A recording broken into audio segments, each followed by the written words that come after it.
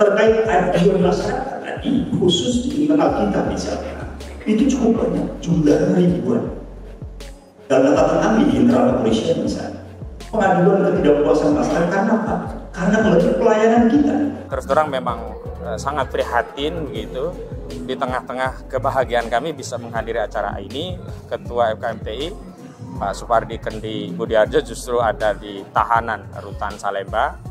Beliau yang dulu menandatangani MOU antara FKMTI dengan Satgas Saber Pungli ini, Pak Mugiarto saat itu, hari ini mengalami proses dikriminalisasi, ya, ditahan di Rutan Salemba. Ini juga tidak lepas dari upaya untuk membersihkan masalah saber pungli di lingkungan penegakan hukum bidang pertanahan. Yakini pungli-pungli itu banyak terjadi, diantaranya karena tidak adanya transparansi dan akuntabilitas. Ya. Dan itu bisa dibuka manakala masalah warga ini dibuka. Dan kami sudah meminta agar adu data saja atas kepemilikan itu secara terbuka. Bahkan Pak Budiarjo ini sudah datang ke Pak Mahfud MD. Ya. Pak Mahfud MD sudah mendapat berkasnya. Bahkan kami secara resmi sudah minta perlindungan hukum melalui Satgas Saber Pungli. Alih-alih kami mendapat perlindungan, malah terakhir justru masuk penjara. Yakini pungli-pungli itu banyak terjadi, diantaranya karena tidak adanya transparansi dan akuntabilitas. Ya. Dan itu bisa dibuka manakala masalah warga ini dibuka. Dan kami sudah meminta agar adu data saja atas kepemilikan itu secara terbuka. Bahkan Pak Budiarjo ini sudah datang ke Pak Mahfud MD. Ya. Pak Mahfud MD sudah mendapat berkasnya. Bahkan kami secara resmi sudah minta perlindungan hukum melalui Satgas Saber Pungli. Alih-alih kami mendapat perlindungan, malah terakhir justru masuk penjara.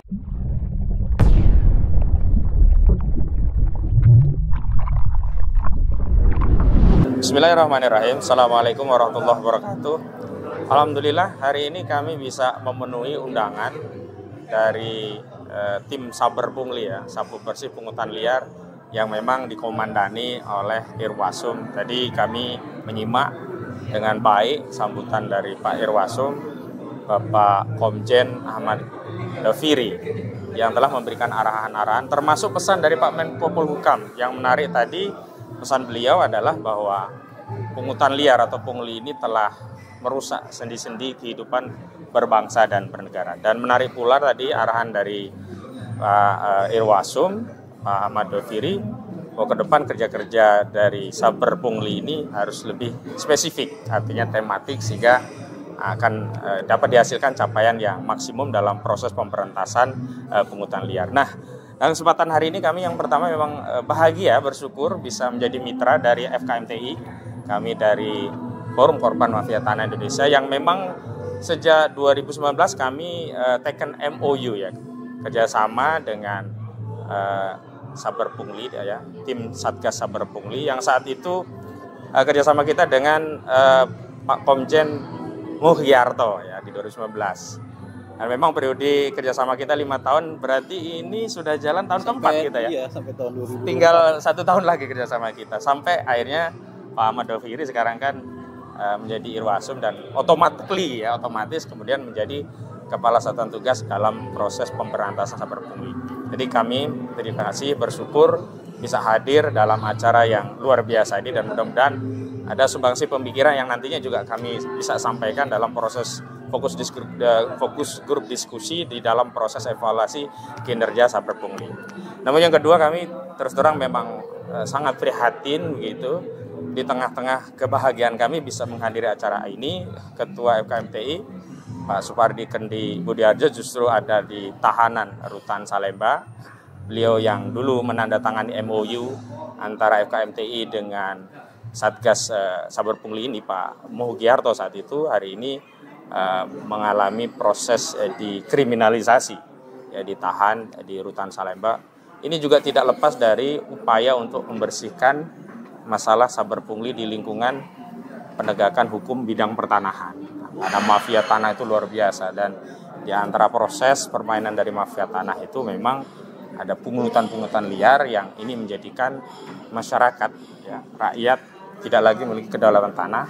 Layanan-layanan dari aparat pemerintah, khususnya BPN, yang semestinya bisa maksimal memberikan sertifikasi terhadap hak kepemilikan rakyat, sehingga tidak terjadi lagi tumbang tindih hak tanah-tanah rakyat. Nah, ini menjadi terkendala karena adanya pungutan liar. Dan saya perlu sampaikan bahwa saya juga kuasa hukum Pak Budiarjo. Saya mendampingi kasus itu dan baru kemudian diketahui masalah-masalah dalam proses pelayanan di bidang pertahanan. Di antaranya adalah sulitnya kita mendapatkan transparansi dan akuntabilitas terkait girik-girik yang berada di dalam warkah-warkah surat-surat di BPN. Jadi ketika masyarakat meminta informasi terhadap warkah BPN yang sebenarnya itu kan nasab atau asal usul tanah itu bisa diketahui. Jadi tanah ini asal dari mana, dibeli dari siapa, dulu girik apa, atau kalau sudah jadi sertifikat nomor berapa, kemudian berpindah kepada siapa saja, itu kan sebenarnya sudah diketahui di dalam warkah. Dan ini sebenarnya menjadi hak publik, sehingga orang yang punya tanah akan membeli atau menambah tanah itu jadi yakin bahwa tanah itu tidak ada masalah atau tidak tumpang tindih dengan tanah yang dimilikinya, sehingga tidak ada lagi kasus-kasus sengketa tanah yang terjadi di lingkungan pertanahan. Nah, ini yang terjadi adalah yang menimpa pada Ketua FKMTI yang juga mitra dari Satgas Sabar Pungli ini. 2006-2007 beli tanah, tiba-tiba 2010 April itu dikuasai oleh Agung Sedayu Group melalui PT Sedayu Sejahtera Abadi.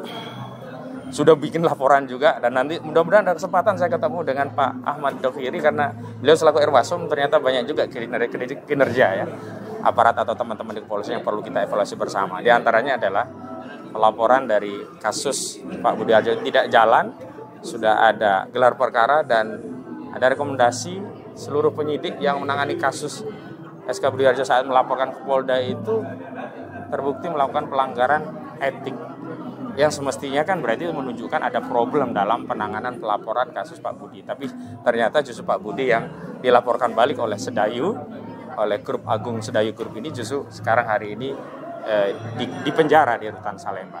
Nah, saat itu sebenarnya kami sudah meminta bahwa harusnya Direktur PT Sedayu Sejahtera Abadi yang saat itu adalah Alexander Halim Kusuma ini harusnya dihadirkan dalam proses penyidikan dan termasuk di dalam pengadilan. Tapi nyatanya Alexander Halim Kusuma tidak pernah dihadirkan, padahal dialah Direktur Sedayu Sejahtera Abadi kala itu. Di 2010 ketika tanah dari Ketua FKMTI yang merupakan mitra dari Satgas Saber Pungli ini, tanahnya dirampas, 5 konternya dicuri.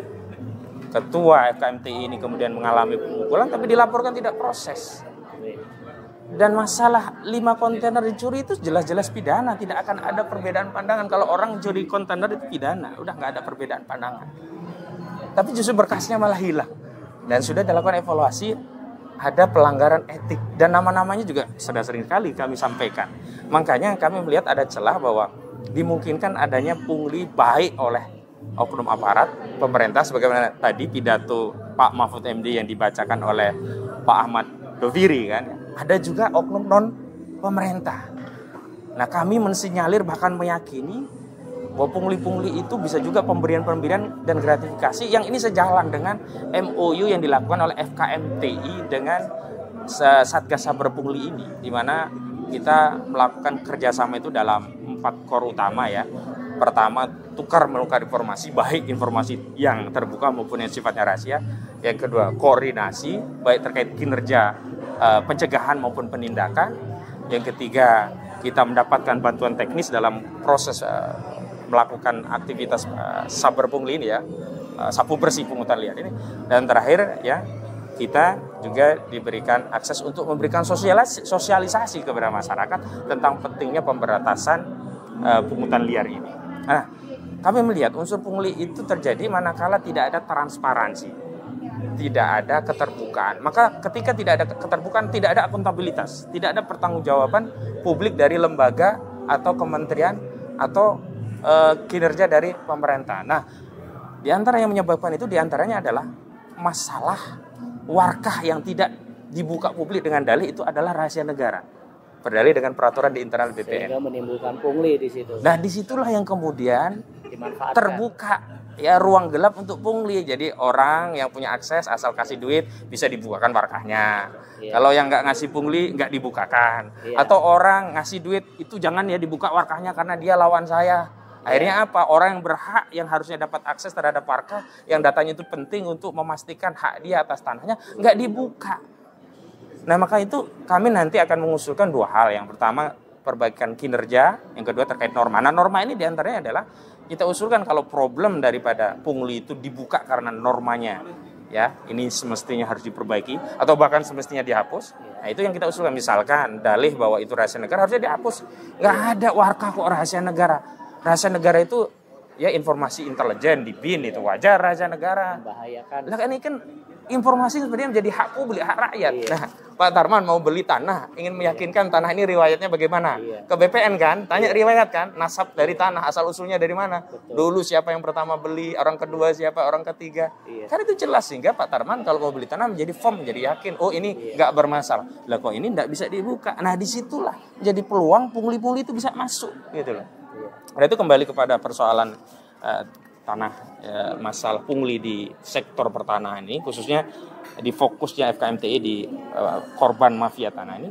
Kami meyakini pungli-pungli itu banyak terjadi, diantaranya karena tidak adanya transparansi dan akuntabilitas, ya. Dan itu bisa dibuka manakala masalah warkah ini dibuka, dan kami sudah meminta agar adu data saja atas kepemilikan itu secara terbuka. Bahkan Pak Budi Harjo ini sudah datang ke Pak Mahfud MD. Iya. Pak Mahfud MD sudah mendapat berkasnya. Bahkan kami secara resmi sudah minta perlindungan hukum melalui Satgas Saber Pungli. Alih-alih kami mendapat perlindungan, malah terakhir justru masuk penjara gitu. Dan tentu saja masalah paling penting adalah kita butuh komitmen dari negara, dari pemerintah. Karena kalau benar ya kita mau membersihkan Saber Pungli ini, termasuk juga kalau mafia tanah itu menggebuk ya. Gebuk katanya. Gebuk mafia tanah, iya. Kata Jangan Presiden tanggung-tanggung, jangan yang kecil yang digebuk. Jangan yang puli yang ecek-ecek yang dikejar, tapi yang mafia besar seperti yang dihadapi klien kami itu tidak disentuh. Dan saya ingatkan kepada Agung Sedayu bahwa kasus ini sudah diketahui publik, sudah menjadi informasi publik, sudah menjadi perkara publik. Dan kami akan melanjutkan perjuangan klien kami karena SK Budi Harjo itu tegas menyatakan dia ingin hukum ditegakkan, tanahnya kembali, orang yang merampas tanahnya juga harus diproses hukum. Yang dalam hal ini tentu saja kita sudah ketahui yang bertanggung jawab adalah Sedayu Sejahtera Abadi, yang saat itu direkturnya adalah Halim Kusuma, Alexander Halim Kusuma. Demikian, dan ini ada pengakuan beberapa hal yang terjadi pungutan liar yang mungkin bisa jadi evaluasi bersama, dan nanti kita akan ajukan dalam forum diskusi yang sifatnya terbatas. Silakan Pak Niko dulu atau Pak Tarman dulu? Ya, jadi selama di Rakernas evaluasi Rakernas ini kami banyak menerima manfaat, tetapi kami akan sedikit memberikan evaluasi lagi. Contohnya seperti banyak sekali pungli-pungli yang mungkin diberikan kesempatan karena pemerintah dalam hal ini BPN masih memberlakukan peraturan menteri dengan menutup warkah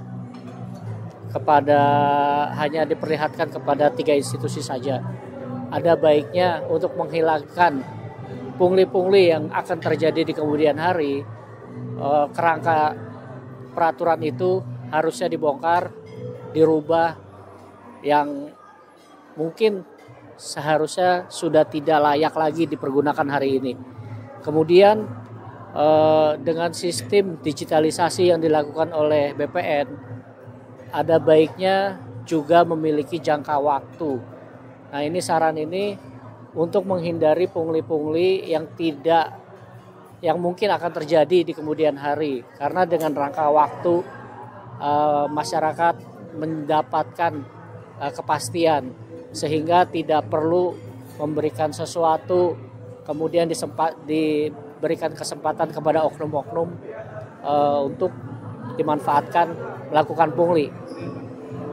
Dari kami korban mafia tanah itu saja masukannya. Terima kasih.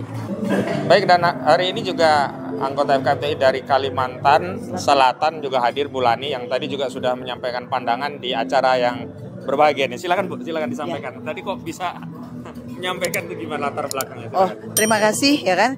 Latar belakangnya karena ini judulnya Saber Pungli ya kan. Yang saya alami ini benar-benar pungli itu ya kan nggak jauh-jauh dari ada di oknum-oknum ya. Jadi benar Pak Mahfud bilang tadi kan ada oknum aparat dan non aparat tadi. Iya, ya kan. Jadi ada itu ditemuin dari kalau di aparat APH ya kan. Karena kasus saya ini juga kasus ada pidananya ya kan. Dari kita mau membuat laporan di SPKT. Kalau infonya ya kan.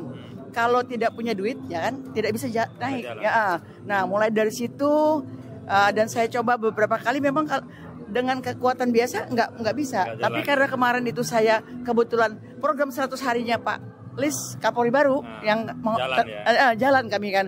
Nah, tapi ya kan di tengah perjalanan itu setelah gelar pertama awal gelar kan.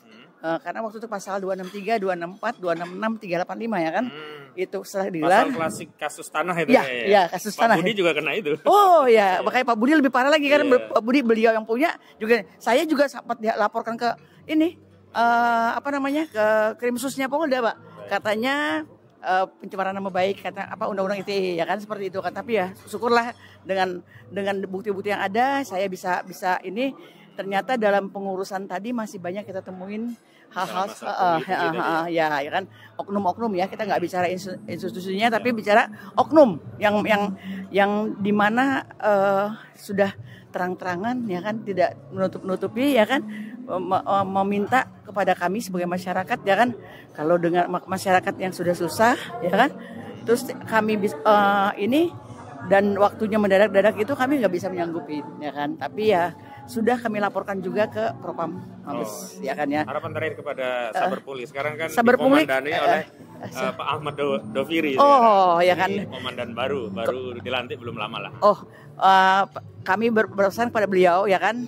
Mudah-mudahan dengan adanya ini ya kan, kami masyarakat khususnya di daerah ini kan sangat terbantu tapi benar-benar bekerja maksimal.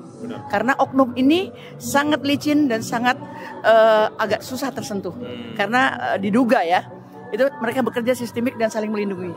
Ya, saya rasa tapi kita dengan tadi pemaparan tadi, harapan kita sebagai masyarakat kayaknya saya sudah berharap Kalsel tidak ada lagi. Hal-hal seperti itu. Dan Indonesia lah, khususnya juga baik itu di Mabes, baik itu dimanapun ya kan kita masyarakat itu aman ya kan, jadi silahkan mau melapor mau apa ya kan karena ada kita diawasi sama Saber Pungli. Mungkin seperti itu ya kan ya. Dan insya Allah kalau kami nanti akan ada rencana mudah-mudahan bisa diterima juga kita bisa audiensi secara khusus ya dengan Pak Ahmad Doviri ini agar hal-hal yang kami temukan dalam mitigasi lapangan di FKMT itu bisa kita sampaikan secara langsung dan kita juga sudah punya kerangka acuan bagaimana memahami modus operandi pungli-pungli di lingkungan pertanahan di mafia tanah begitu ya. Khusus lagi di kasusnya Pak Budi. Pak Budi itu yang luar biasa Pak Budi ya. Kita tolong Pak biar bisa segera beliau selesai dengan baik. Lagi pula biar korbannya cukup Pak Budi jangan sampai merembet ke yang lain-lain begitu apalagi kan. kayak saya ini seorang lansia ya kan. Makanya kita memohon supaya bisa tidak lagi ada anak cucu kita bebas dari pungli, bebas dari mafia tanah. Dari mafia tanah. Ya. Terima kasih Bu ya. Makasih. Assalamualaikum warahmatullahi wabarakatuh.